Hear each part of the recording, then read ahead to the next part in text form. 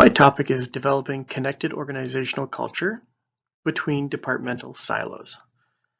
And I'll be using a theoretical framework of organizational communication theory to support this.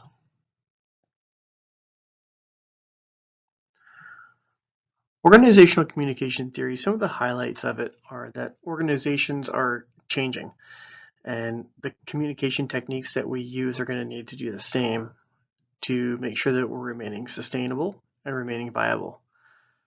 Communication needs need to be seen as a progressive system that's going to support productivity and reduce the issues we have with inefficiencies within departments and within the employees.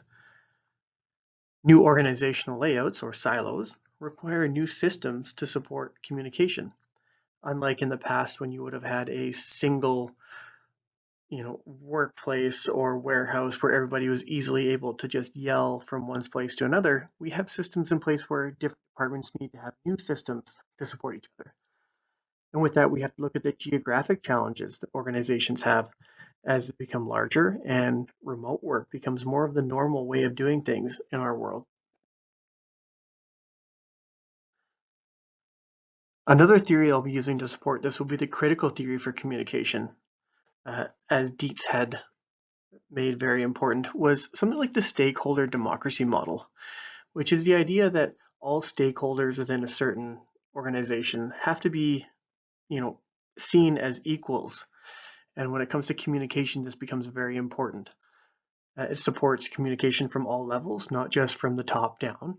It includes building trust and connection, both within employees to leadership, but also employees to each other. And it is the idea of working to increase the willingness to connect between different departmental units. And of course, supporting both horizontal as well as vertical communication. This idea that communication doesn't just have to be coming from leadership down to employees, but also between employees. I work in a procurement department, so we are a lot of times known as the middlemen in our organization. If our trades department has a need of something they need to purchase, they will take the time to discover what might be needed to move forward or to become more forward thinking. They will connect with us, and we will then understand what their need is after a discussion and communication. We'll connect with vendors, we'll connect with those around to try and figure out exactly what the best value is for what they need. And once we create that purchase, we then have to be able to connect with our accounts payable and finance department. We have to be able to share with them what the needs of the trades department was. So this idea of the communication happening between us is so important. Understanding what the needs are, not only of the trades department, but also the finance department. What information do we have to have prepared to ensure they're able to do their jobs in an effective and an efficient way? So the idea of this is trying to find ways that communication can better support in higher education all departments, and the ripple effect, any change, any system that you adjust, there's going to be other departments that are affected by that. And finding ways to communicate this, work together, and find a almost just really connected culture between all the departments will ensure that as we move forward, we're finding ways to work together and find ways to make sure our systems are supportive of not just ourselves, but those around us. And some people see this as a idea of something like cross training, but it's a little bit more simple than that.